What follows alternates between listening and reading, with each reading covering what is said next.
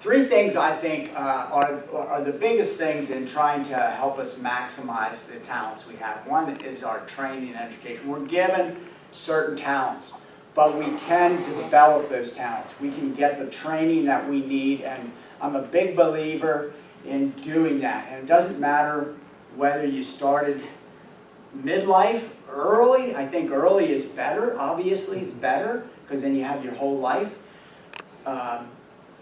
Thinking about it, it's who we marry also. I happen to, God brought a very good woman along for me.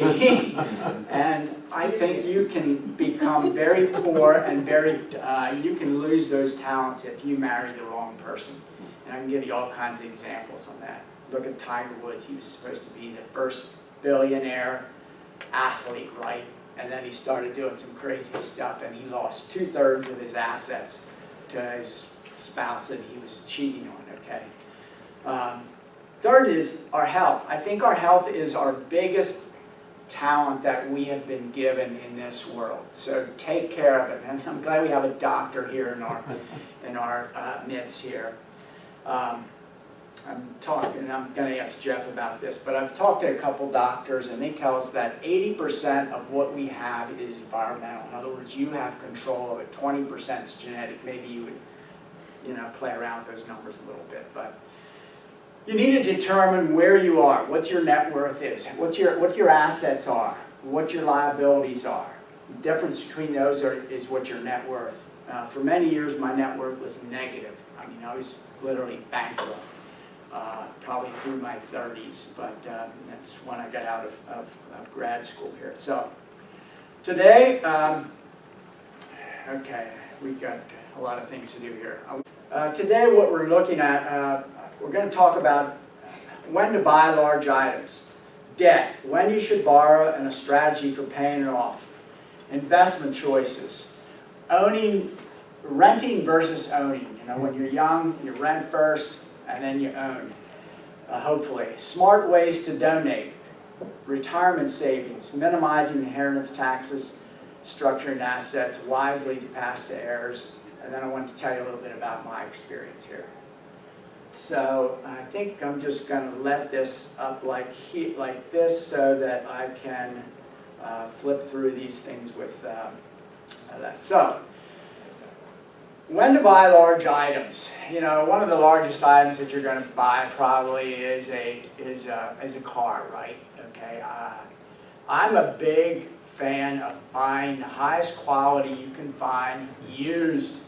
Let somebody else depreciate it and waste their money and then go buy. We owned four Mercedes and we bought them all used, anywhere from 50,000 miles to 100,000 miles, and drove them to 300,000 miles.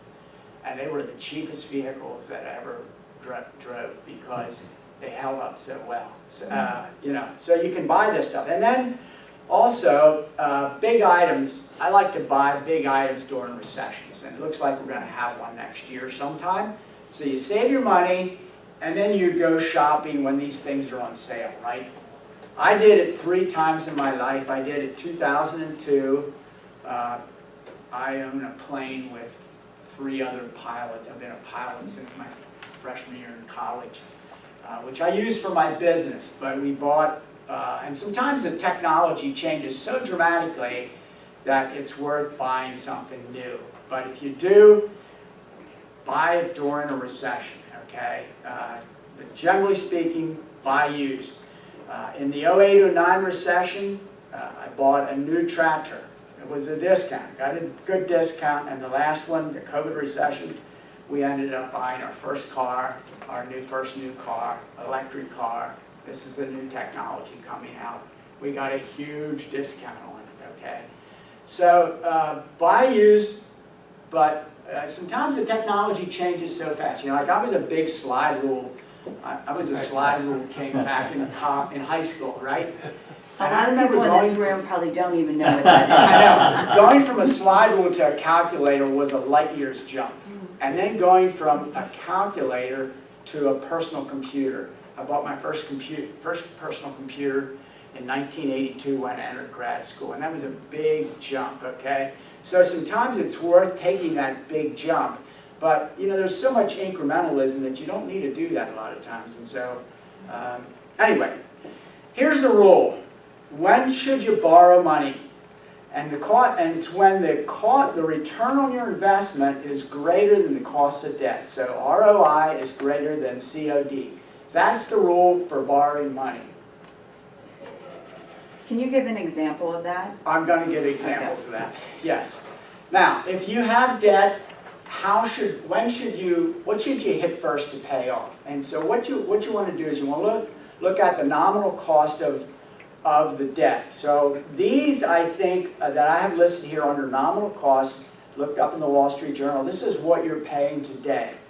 Mortgage, this is a 30-year mortgage, 5.84%. Business loan, prime plus 1, I just assumed that. Student loans, I don't know what you're paying today on student loans, but I know they're pretty cheap. I'm going to say 4%. My students' loans were at 3% when interest was at 8%, so I know student loans are pretty cheap. Car loan, new car loan. Credit card, okay? Credit card cash advance, okay? Now, you want to look at the after-tax cost of that debt. So these top 3 have some tax benefits on them. Can you see yeah. They have some tax benefits. You need to take your marginal tax bracket and you need to, so for example, if you're in the 20% marginal tax bracket and that debt is, you're going to only be paying 80% of this number right here. 80% of that number is $467. So this is the line that you want to look at as to what you pay off first. So I'm going to ask you, if you had these costs, which one would you pay off first? Credit card cash advance. Exactly. Which one would you pay off last? Student loan. Exactly. In our society today, which one gets the worst rap? Student loans. Exactly, student loan, and that's really your best one, okay? Just remember that. Okay, so I'm going to show you 100 years of investment markets here. And this is really kind of the returns that we have seen over the last 100 years. Cash average 3.4%, and you can see it there. Now, let me go to one of these charts. So this is a chart that, wait a minute, I don't want to show you that one. I want to show you this one first. This is a Morningstar chart. It goes back to 1926. Okay, so it's almost 100 years. So it's basically what it's showing is a dollar invested, you can see it there at the bottom, by, and I had to put this on 2 slides, by 1970 had grown to these dollars. So a dollar grew to $100 in this top line, which was small company stock. So I want to show you what the end numbers on these things are. And this is only 2015. So think about that. $1, and I'm just going to use the large stocks here. $1 grew to 5,390 times your money in 100 years. Okay.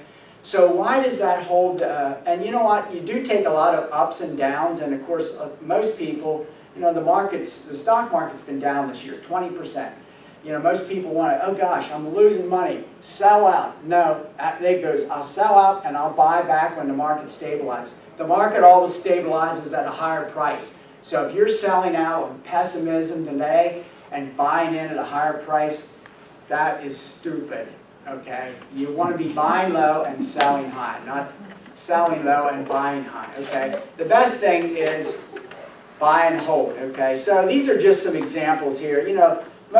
Most of our clients, we had pretty much some form of a balanced account here. But in a balanced account, that's stocks, bonds, and cash, grew over 2,000, and this is only up to 2015. So 2021, obviously, it's this chart's a little dated. So let's go back to, a couple things I would say to you here is, Why does this hold? It's because we work in a capitalistic system, and these returns long-term hold work because when you think about it, like stocks are basically what you get as a return for that money invested. You're borrowing money at these rates up here to get a higher return. And if you can't get that higher return over the long term, these rates up here go down. So this will hold long term. All I can tell you is I think these rates will be lower in the future because we have so much government debt and debt in our system today than we had back in the 20s. So here's a strategy for investing. There's a lot of different things you can, I should also point out up here, let me see where this was, right here, is that investment real estate historically has given about the same return as large company stocks. Long term, it's given about the same return. The thing about real estate, it's illiquid. You just can't say, well, I'm selling today and it's cash tomorrow. You can't do that. It's more, you don't know what it is worth until you sell it. And I think that'll hold true long term. So here's a strategy for investing in a particular fund, stock fund, bond fund, whatever, where the price of this fluctuates. So I'm just giving you an example here of how this might fluctuate: 15 to 16, back down to 12, and up to 17. And if you're investing $100 a month, this is how many shares you're going to get each month. And when you add those up at the end of the month, at the end of the 6 months that I have here, you're going to have 40.05 shares valued at $17, worth $680. You invest $600. What it makes you do, it makes you buy when things are cheap. You're buying the same amount of shares when things are cheap, and you're getting more shares. Okay, that's smart. Okay, let's keep moving here. Tax smart investing is, first of all, if your company has a retirement plan, or if you're self-employed, get a retirement plan set up, especially if you're paying taxes. If you're not paying taxes, then there's a little more question. But if you're paying taxes, get some money put in a retirement plan, especially if your employer matches a certain point. You want to put in at least what they're matching, because that's, in a sense, free money to you. The second thing is in a taxable account, not a retirement account, but a taxable account where you pay tax on the dividends each year, is go for long-term capital gains. And these new ETFs, exchange-traded funds versus a mutual fund. You don't want to buy a mutual fund in a taxable account because you're buying embedded gains that eventually you're going to end up paying and you didn't make, okay? So about 10 years ago they came out with, there's a new strategy. I don't need to go into the weeds here, but these ETFs are a much better way. Or buy municipal bonds, tax-free bonds, and there's roughly what the yield you're getting in today's market. Let's keep moving. Okay, renting versus owning. When should you start thinking about owning a house versus renting a house? Well, the rule is roughly if you're planning to stay 5 years in that particular area, then it's probably worth you to buy a house. Now, it depends a lot on what the real estate market is doing. Short term, in the last couple of years, it's been on fire. But you know what? It will soften up and those prices will come down. Probably it's not a really good time to buy today, right now. That's my opinion, okay? But the reason this holds true is to sell real estate, to trade real estate, you're looking at generally about a 6% commission. I know this is coming down some. There's a transfer tax here in the state of Pennsylvania. Seller pays, you pay 1% when you buy, you pay 1% when you sell. It's 2%. You're going to maybe pay a mortgage cost, 1 to 3%. So you're ending up paying a total of about 10%.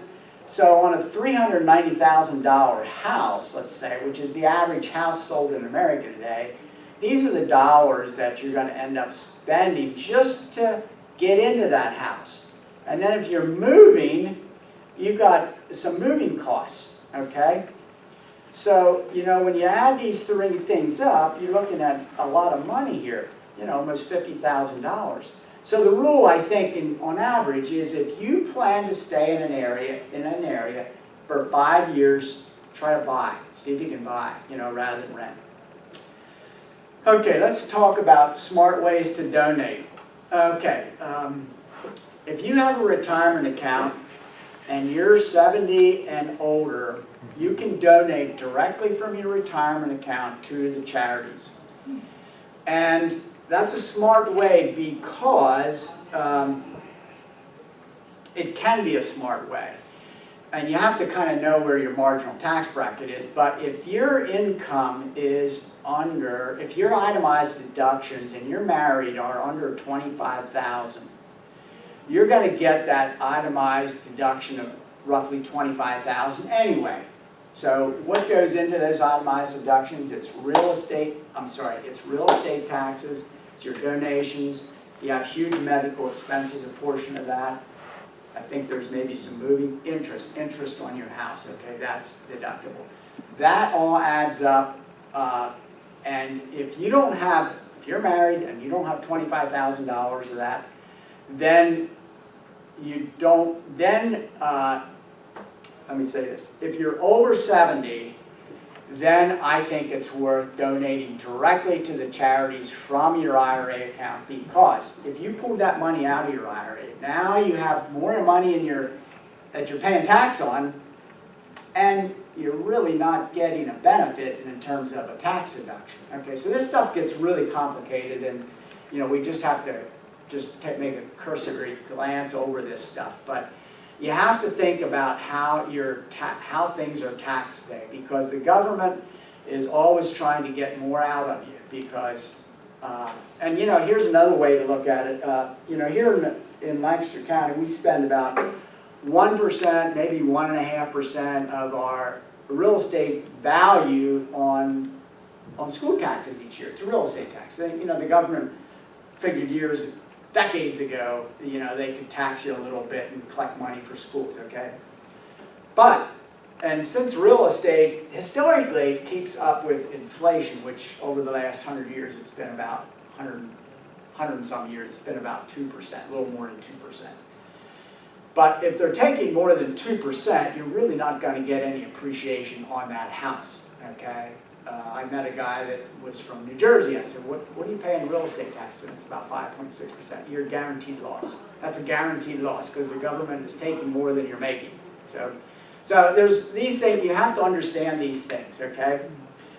Here's another idea. If you have highly appreciated assets, this could be real estate, it could be a stock that you bought, in a taxable situation, not in a retirement account, you can set up what they call a donor advised fund.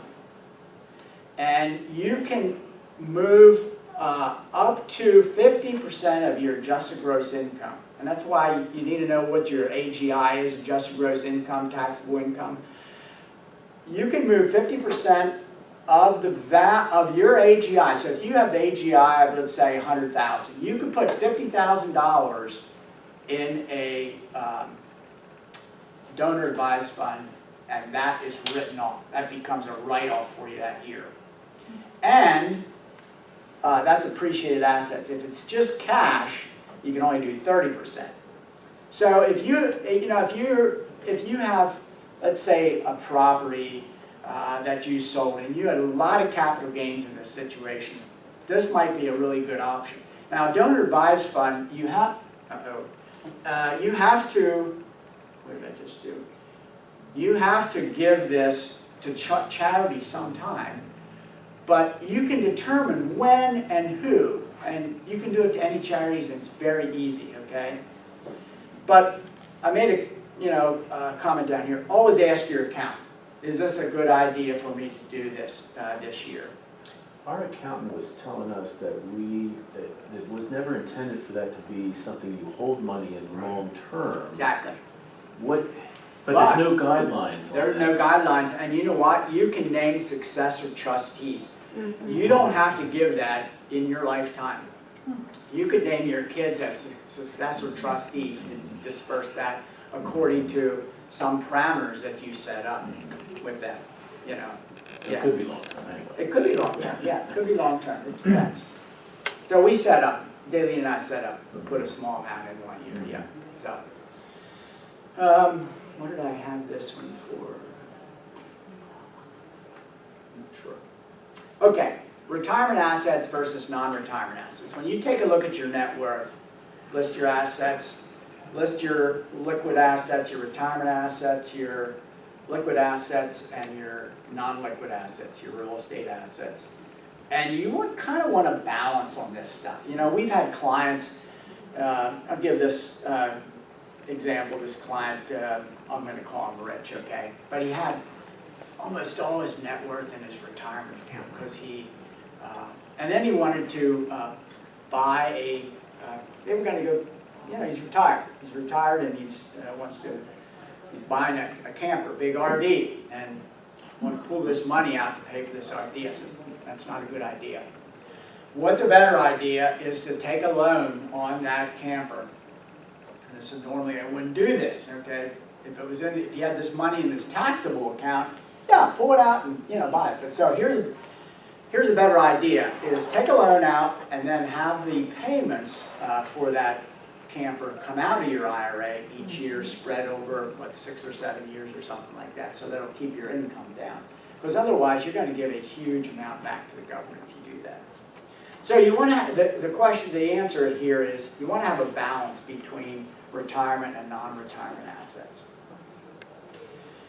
A little bit about end-of-life kind of things. Probate is just the act of, after a person dies, after husband and wife dies, it's gathering those assets together. This was always, for so many years, this was a kind of a mystery to me.